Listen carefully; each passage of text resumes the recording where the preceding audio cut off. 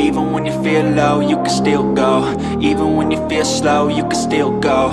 Even when there's no hope, you can still go. I never answer to no, man, I still go. Francesco Bagnaia akhirnya memberi klarifikasi atas kabar yang menyebut bahwa kehadiran Marc Marquez sebagai rekan setimnya di Ducati pada tahun 2025 bakal memberikan tekanan mental besar bagi dirinya. Bukannya merasa tertekan, Bagnaia justru menyatakan bahwa kenyataannya sangatlah positif, dan dia merasa menikmati dinamika sebagai tandem Marquez. Bagnaia, yang merupakan juara dunia MotoGP 2 kali, mengawali keterkejutannya ketika mengetahui bahwa Ducati berpikir memasangkan dirinya dengan Marquez di tim pabrikan. Keputusan Ducati memprioritaskan Marquez, alih-alih mempromosikan Jorge Martin yang sebelumnya dianggap kandidat tim pabrikan, memantik spekulasi bahwa posisi Bagnaia akan terancam secara psikologis. Pada satu sisi, publik dan media sempat menduga bahwa menjadi rekan satu tim Marquez akan memicu semacam tekanan mental atau kompleks persaingan yang merugikan Bagnaia. Para pengamat menyebut Marquez selama ini dikenal sebagai pembalap yang menekan rekan setimnya agar tampil maksimal. Pendekatan yang dianggap bisa memicu konflik internal atau beban besar bagi pembalap lain.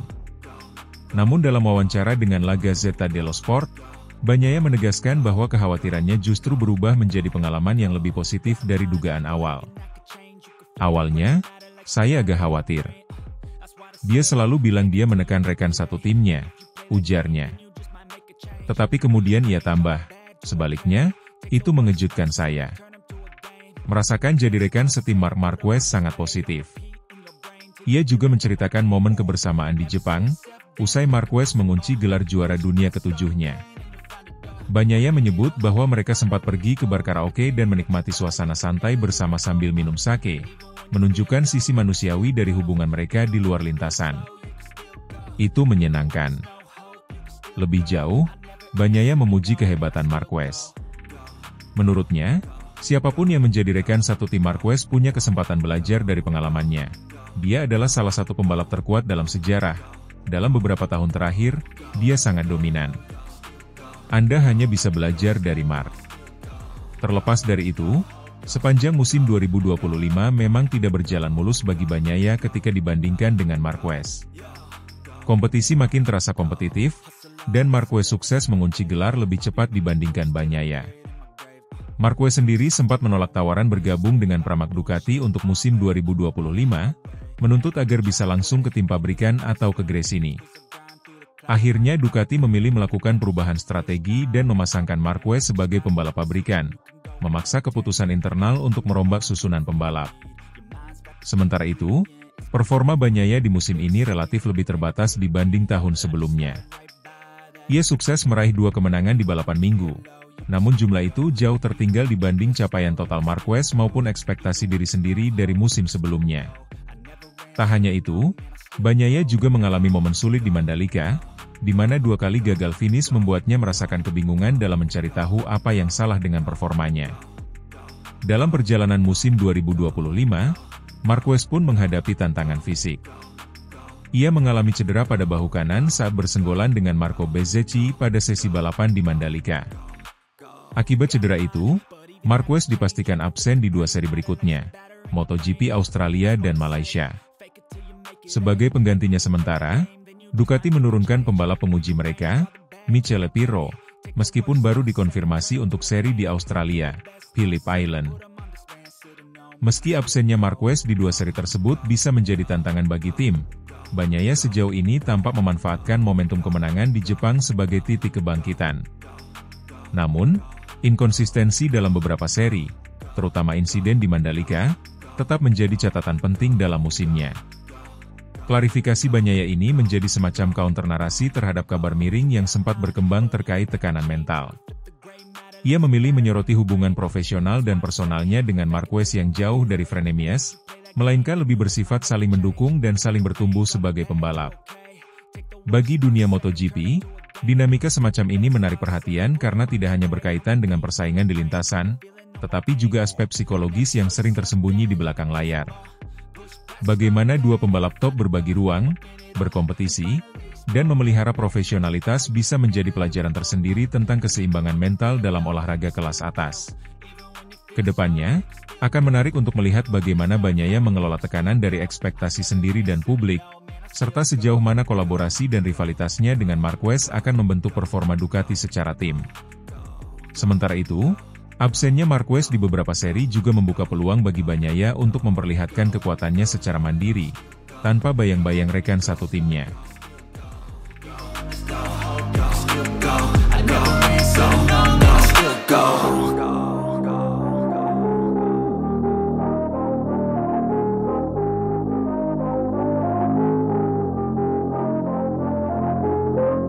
Musim MotoGP 2025 menjadi salah satu musim paling menarik dan penuh kejutan dalam sejarah kejuaraan balap motor ini.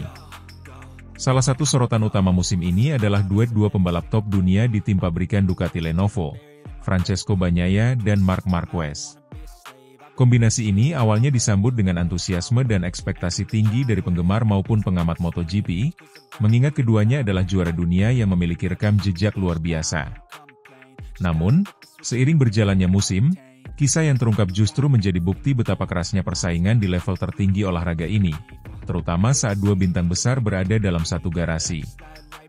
Francesco Bagnaia memulai musim 2025 dengan harapan besar untuk mempertahankan dominasinya bersama Ducati.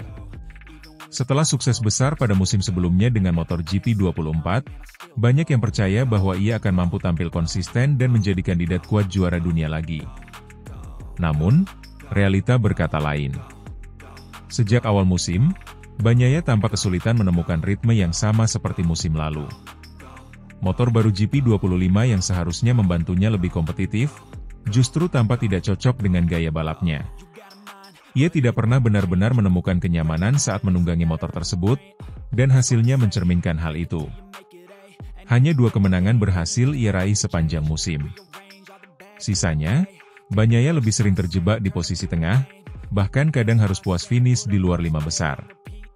Ini jelas bukan performa yang diharapkan dari pembalap sekali berdia, terlebih ketika ia merupakan juara dunia 2 kali dan salah satu wajah utama Ducati dalam beberapa tahun terakhir. Tekanan besar juga datang dari kehadiran Marc Marquez, yang langsung menyatu dengan motor Ducati dan menunjukkan performa luar biasa sejak balapan pertama.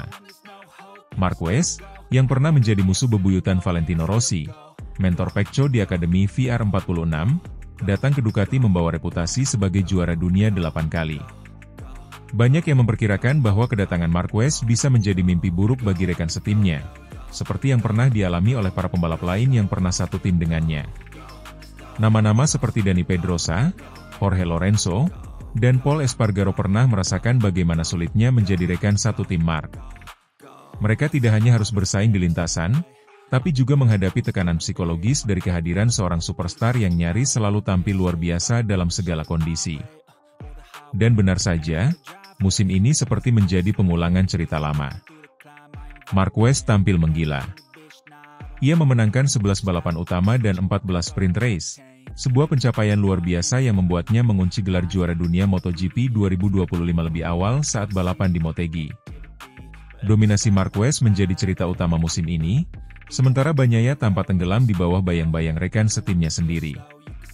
Meski begitu, di tengah performa yang jauh dari harapan, Bagnaia tetap menunjukkan sikap profesional. Dalam beberapa wawancara, ia menyebut bahwa pengalaman menjadi rekan setim Marquez justru membawa banyak hal positif. Ia mengakui bahwa berbagi garasi dengan pembalap sekelas Marc memberinya sudut pandang baru dalam memahami data, pendekatan strategi balap, dan cara menghadapi tekanan tinggi. Menurutnya, Marquez memiliki cara kerja yang sangat detail dan presisi, sesuatu yang membuatnya bisa belajar dan berkembang, meski musim ini bukan musim terbaik dalam karirnya. Sikap dewasa Bagnaia ini patut diapresiasi. Tidak semua pembalap mampu menjaga kepala tetap dingin saat menghadapi musim sulit, apalagi saat harus berbagi garasi dengan sosok yang sangat dominan. Ia juga tidak mencari kambing hitam atau menyalahkan tim, melainkan lebih memilih untuk introspeksi dan fokus mencari solusi agar bisa kembali kompetitif. Ia percaya bahwa setiap pembalap punya masa naik turun, dan yang terpenting adalah bagaimana cara mereka bangkit dari masa sulit. Yang juga menarik, hubungan antara Bagnaia dan Marquez sejauh ini tampak cukup harmonis. Tidak ada drama besar atau konflik terbuka yang biasanya terjadi saat dua pembalap top berada dalam satu tim. Keduanya menunjukkan respek satu sama lain di depan publik, meskipun kompetisi internal tetap berjalan ketat. Ducati pun tampaknya berhasil menjaga suasana tim tetap kondusif, setidaknya dari luar yang terlihat oleh publik dan media. Namun, tentu saja, situasi ini memunculkan banyak pertanyaan untuk musim depan. Apakah Bagnaia akan mampu bangkit dan kembali menantang Marquez? Atau justru Ducati akan lebih condong untuk membangun tim mengelilingi Marquez sebagai pusat kekuatan baru? Apalagi jika melihat performa luar biasa Marc tahun ini, banyak yang percaya bahwa masa depan Ducati bisa semakin lekat dengan nama Marquez. Bagnaia harus bekerja lebih keras lagi untuk membuktikan bahwa dirinya masih layak menjadi pilar utama tim pabrikan Ducati. Secara keseluruhan, musim 2025 menjadi pelajaran besar bagi Francesco Bagnaia. Ia tidak hanya menghadapi tantangan teknis dari motor baru, tetapi juga tekanan psikologis dan kompetitif dari kehadiran seorang legenda hidup MotoGP di sebelah garasinya. Meski hasilnya tidak sesuai harapan, Bagnaia tetap menjaga sikap positif dan terus berusaha berkembang. Dalam dunia balap, terkadang kemenangan terbesar bukan hanya soal siapa yang naik podium, tetapi siapa yang mampu bertahan dan tetap belajar di tengah badai tekanan. Dan Bagnaia, meski tidak juara musim ini, menunjukkan karakter kuat sebagai pembalap sejati.